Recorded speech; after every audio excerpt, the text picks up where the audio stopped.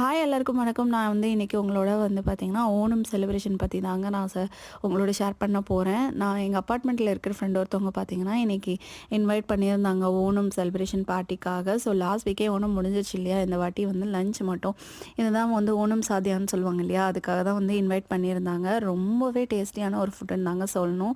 இது எல்லாமே பார்த்தீங்கன்னா, சிங்கிள் ஹேண்டடா ஹஸ்பண்ட் அண்ட் ஒய்ஃப் 2 பேரும் மட்டும்தான் இத்தனை பேருக்கு ஒரு 100 மெம்பர்ஸ்க்கு சமைச்சிருந்தாங்க.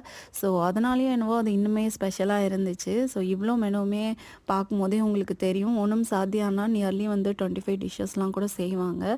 ஸோ இதுவுமே நிறையா இருந்துச்சு. பிளென்ட்டின்னு தான் சொல்லணும். அந்த அளவுக்கு பண்ணியிருந்தாங்க தனியாகவே. ஸோ இதெல்லாம் ஃபைனல் மெனு பார்த்தீங்கன்னா, அப்பளம், பைனாப்பிள் பச்சடி, பீட்ரூட் பச்சடி, அதுக்கப்புறம் அவியல், நேந்திரன் சிப்ஸு, மாங்காய் ஊறுகாய், சாம்பார், பருப்பு, நெய், உப்பு இதெல்லாம் இன்க்ளூட் பண்ணி ரொம்பவே டேஸ்டியான ஒரு சாத்தியா